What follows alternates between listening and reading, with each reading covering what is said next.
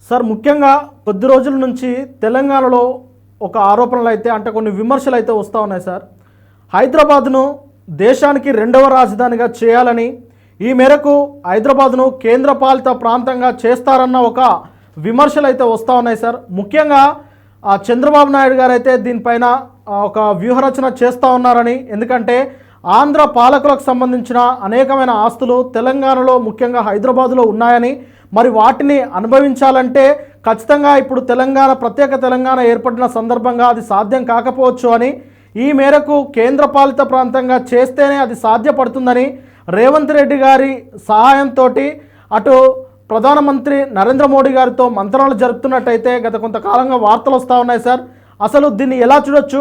ఒకటి, అలాగే కేంద్రపాలిత ప్రాంతం అయితే తెలంగాణకు వచ్చే నష్టమా లాభమా సార్? దీన్ని ఎలా చూడొచ్చు సార్ మొత్తానికి? రాము, మీకు అట్లాగే ఓల్గా న్యూస్ ప్రేక్షకులకు నమస్కారం. చాలా కీలకమైన ప్రశ్న వేశారు. రెండు ఉన్నాయి. చాలా నష్టం జరుగుతుంది. మొట్టమొదటి ఒక మాట చెప్పాలంటే తెలంగాణకు మిగతా సమాజంలో నష్టం జరుగుతుంది. ఒకనాడు, ఇప్పుడు కాదు, చాలా రోజుల ఆకాంక్ష, నేను చెప్పిన 100 ఏళ్ల ఆకాంక్ష, దాదాపు 15 ఏళ్ల ఉద్యమం. అంతకుముందు తొలిదేశ మలిదేశ అన్ని ఉద్యమాలు కలిపితే తెలంగాణ ప్రజల ఆకాంక్ష మాది మాకు కావాలి, మీది మాకు వద్దు, మాది మాకు కావాలని.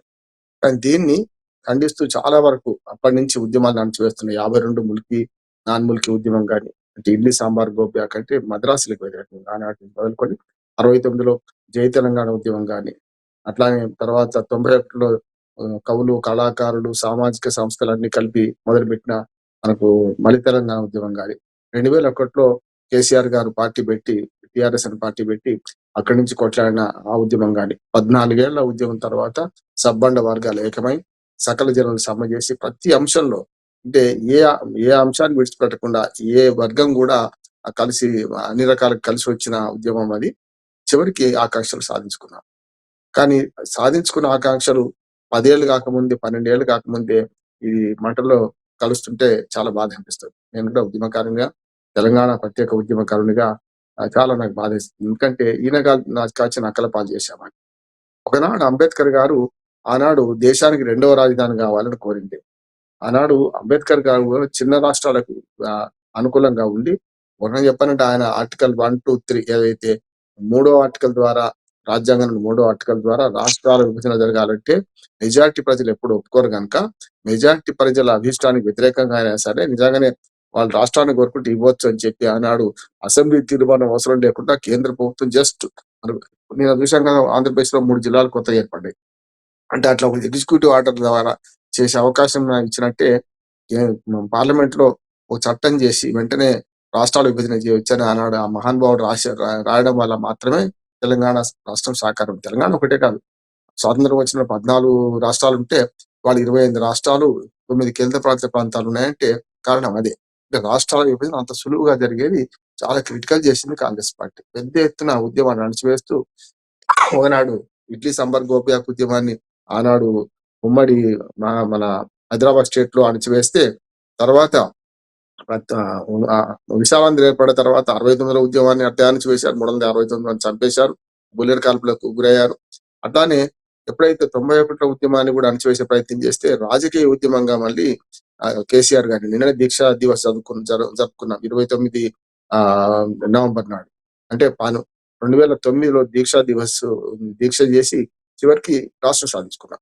అంటే ఈయనగా వచ్చిన అక్కరపాలు చేసినట్టు రేవంత్ రెడ్డి, చంద్రబాబు ఎప్పుడు కూడా తెలంగాణకు శత్రువు అంటున్నాడు, స్పష్టంగా చెప్తున్నాడు. ఎందుకంటే రాజకీయంగా ఆయన మిగతా పనులను అభినందించవచ్చు, చేయొచ్చు, కానీ 4వసారి ముఖ్యమంత్రిగా ఇప్పుడు 2 సార్లు విభజిత ఆంధ్రప్రదేశ్ కు, 2 సార్లు ఉమ్మడి ఆంధ్రప్రదేశ్ పనిచేసినా కూడా దుర్మార్గమైన మనిషి ఏంటంటే ఇవాళ ఆంధ్రుల ఆస్తులన్నీ కూడా, ఈ రాజకీయ నాయకుల ఆస్తులు ఇంక్లూడింగ్ జగన్మోహన్ రెడ్డి కానీ వీళ్ళు కానీ, ఆస్తులు ఇక్కడ, ఆత్మలు ఎక్కడ.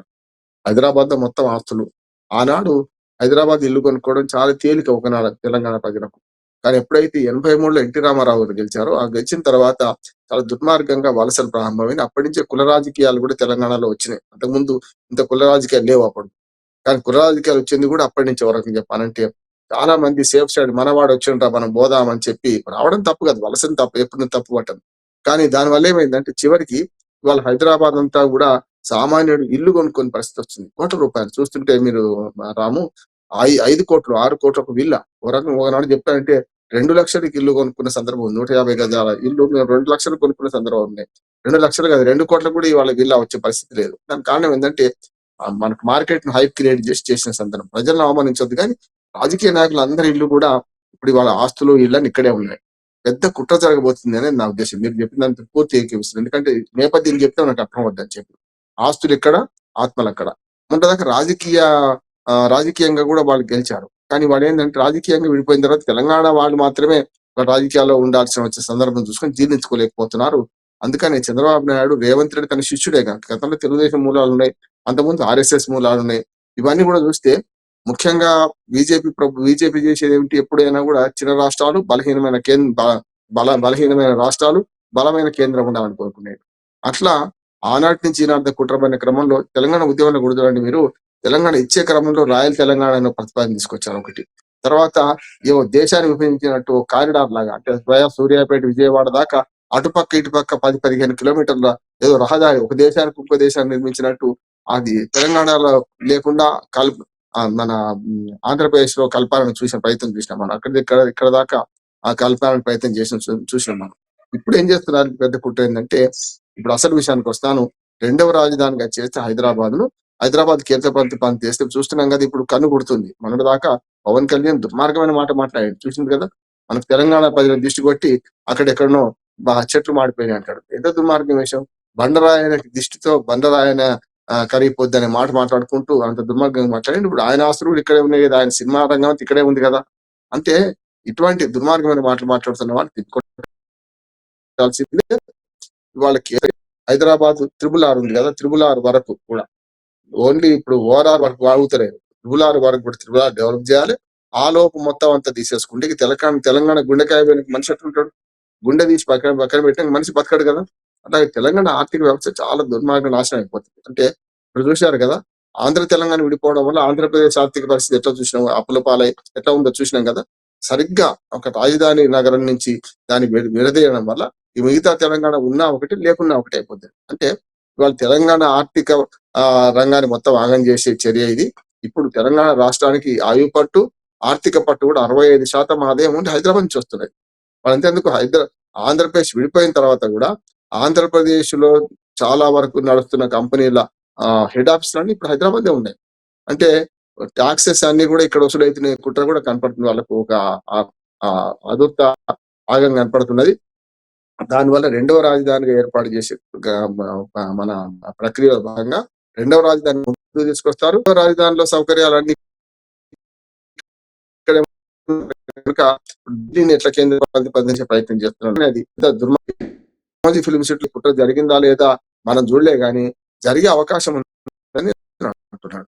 మన రామోజీ ఫంక్షన్ లో ఇరు రాష్ట్రాల ముఖ్యమంత్రులు కూర్చున్నారు. ముఖ్యంగా ఇప్పుడు మన ఏమంటారు గురు శిష్యులు ఇద్దరు కూడా చాలా ఉల్లాసంగా మాట్లాడుకొని ఈ కుట్రకు తరలేపారనుకుంటారు, ఈ కుట్రకు అంకురార్పణ చేశాను అనుకుంటున్నాను నేను.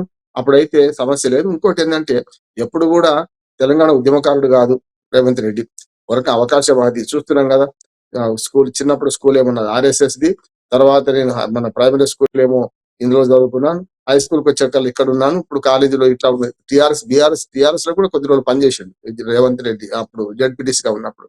కనుక చివరికి ఇప్పుడు ఇక్కడికి వచ్చాను, కాంగ్రెస్ కు వచ్చాను అని అంటున్నాను. కనుక పేరు కాంగ్రెసే కానీ పాలన మొత్తం టీడీపీ పాలన లాగానే ఉన్నది. ఇవాళ మరో టీడీపీ పాలన వస్తున్నట్టు లెక్క మానాలి. ఇప్పుడు చూసాం, బిల్ట్ పేరు మీద పారిశ్రామిక విధానం ప్రవేశపెట్టి దుర్మార్గంగా 5-6 లక్షల కోట్ల కుంభకోణానికి మన చేసే ప్రయత్నం తీసుకొస్తున్నాడు. రెండోది ఏంటంటే, ఇప్పుడు మళ్ళీ ఇప్పుడు మన డిసెంబర్ 8-9 జరిగే సదస్సు ఉన్నది హైదరాబాద్ లో. దీన్ని కూడా అదే రకంగా, అంటే గురువు ఏం చేస్తున్నాడు, శిష్యుడు ఏం చేస్తున్నాడు. ఆంధ్రప్రదేశ్ లో చూస్తున్నాం కదా రాము, ఆంధ్రప్రదేశ్ లో మన విశాఖపట్నంలో జరిగిన సమ్మిట్ లో హైప్ క్రియేట్ చేసి రేపటికల్ అన్ని వచ్చేసినాయి అన్న. అసలు మొత్తం పరిశ్రమలు మొత్తం వచ్చేసి లక్షల కోట్లు పెట్టుబడులు మూటలు కట్టుకొని అయ్యా కొడుకులు లోకేష్ చంద్రబాబు నాయుడు భుజాన్ని వేసుకొని తీసుకొచ్చినంత పని చేసినట్టు చెప్తున్నారు, హైప్ క్రియేట్ చేశారు. నేను చెప్పాను ఆనాడు నష్టం అవుతుంది, గతంలో కూడా మొదటి 5 ఏళ్ళు అదే చేసింది మీరు, ఇప్పుడు రెండోసారి 5 ఏళ్ళు అదే చేస్తున్నా అని చెప్పి సరిగ్గా అదే పాలసీని ఇక్కడ ఇంప్లిమెంట్ చేస్తున్నారు. చూసిండు కదా, మింగ మెతుకు లేదు మీసాలకు సంపెంగ అన్నట్టు. నీకు 18,000 కోట్ల రూపాయలు సంవత్సరం నెలకు ఆదాయం వస్తే 24,000 కోట్ల రూపాయలు ఖర్చు ఉన్నది అని ఇదే రేవంత్ రెడ్డి చెప్తాడు. ఎవరినైనా అప్పు కోసం పోతే చెప్పులు ఎత్తుకపోయే వాళ్ళని చూస్తున్నారని ఆయన చెప్తాడు. మరి ఇది ఎక్కడి నుంచి డబ్బులు తెస్తారు, ఎక్కడి రేజింగ్ తెలంగాణ, ఇది రేజింగ్ తెలంగాణలో ఇప్పుడు పత్రం చూశాను నేను, ఇవాళ చాలా పెద్ద ఎత్తున సమీక్ష పెట్టాడు రేవంత్ రెడ్డి. రైజింగ్ తెలంగాణ 47 అంటున్నారు కదా, అసలు నీకు మింగమెతుకు లేదు కదా, మీసాలకు సంపద ఎక్కడి నుంచి తీసుకొస్తామని అడుగుతున్నా. ఇవాళ ఆర్థిక అభివృద్ధి లేదు.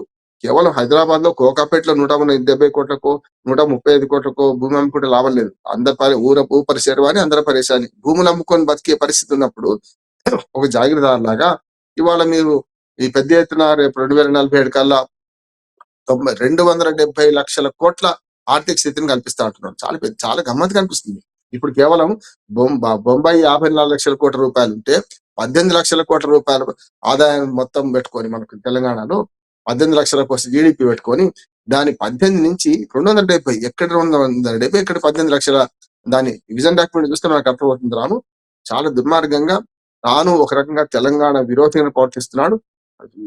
గురువుతో కలిసి తెలంగాణ గోతులు దోడుతున్నాడు. అన్నిటికంటే ఇంటి దొంగ ప్రాణహాని అంటారు. ఇప్పుడు తెలంగాణ వాడు అయిపోయి ఒక రకంగా చెప్పాలంటే అందరిని మభ్య పెడుతూ చేస్తున్నారు. ఇప్పుడు కాంగ్రెస్ పార్టీలో కూడా ఆయన ఎవరు అంగీకరిస్తలేదు. కానీ పైకి మూటలు వస్తున్నారు కదా అధిష్టాన వర్గానికి, దానివల్ల వస్తున్న ఇవాళ వారు ఓపిక పడుతున్నారు. నా ఉద్దేశం ఏంటంటే కాంగ్రెస్ పార్టీలో ఒక స్పై ఒక రకంగా చెప్పాలంటే కాంగ్రెస్ పార్టీకి ద్రోహం చేసేవాడు రేపొద్దున ఖచ్చితంగా రేపు ఏమైనా జరిగితే చంద్రబాబు నాయుడు పాట పాడతాడు కానీ తెలంగాణ పాట పాడు అంటున్నాను. తెలంగాణ పేరు మీద ఇవాళ దోపిడీ చేస్తున్న రేవంత్ రెడ్డి మీరు చెప్పినట్టు ఒకవేళ రెండవ రాజధాని పేరు మీద అయినా సరే కుట్ర చేస్తారు. నేను హైదరాబాద్ ను కేంద్రపాలిత ప్రాంతం చేయాలంటే అసలు ఎక్కడ జరుగుతుంది అంటే రెండవ రాజధానిగా దాన్ని ప్రతిపాదించాలి. చేసి చూసిన అభివృద్ధిని ఇంత చేస్తున్న రెండవ రాజధాని వస్తే వద్దంటారా అనే పరిస్థితి తీసుకొస్తారు. నేను హిల్ట్ పేరు మీద కానీ ఈ మూడు మన త్రిబుల్ ఆరు కలుపుకునే ఆర్థిక స్థితిని కానీ రేపు వచ్చే 8-9 రైజింగ్ తెలంగాణ సదస్సు కానీ ఈ వైపుకి అడుగులు వేస్తున్నాయని కనిపిస్తుంది. తెలంగాణ ద్రోహిగా మిగిలిపోతారు. ఎటువంటి పరిస్థితులలో తెలంగాణ సమాజం క్షమించదు. ఇట్లాంటిది ఏమాత్రం బయటపడ్డా కూడా అన్ని తరిమేసే పరిస్థితి ఉంటుంది. చూసాం కేసీఆర్ గారు కూడా ఏదో అద్భుతమైన కేసీఆర్ గారిని కూడా అహంకారము అవినీతితో ఓడించారు కదా ప్రజలు. రేపు పొద్దున 30 ఏళ్ళు ఉంటా 10 ఏళ్ళు ఉంటా 20 ఏళ్ళు అంటున్నాడు కానీ రేపు 2028 కల్లా ఈయన బండారం మొత్తం బయటపడుతుంది. తెలంగాణ ప్రజలు ఇప్పటికే చాలా మేల్కొంటున్నారు. నిరుద్యోగులు మేల్కొన్నారు. 6 గ్యారెంటీలు పోయినాయి.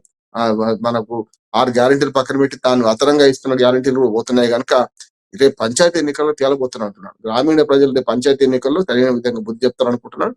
లేకపోతే ఈ 3 ఏళ్లే కదా మహా అయితే కాలంబు రానే ఇంకా మిగిలిన 3 ఏళ్లే కదా 2 ఏళ్ల పరిపాలన అయిపోయింది కనుక ఈ కుట్రను తెలంగాణ ప్రజలు అర్థం చేసుకోవాలని మనం అందరికీ కోరుదాం.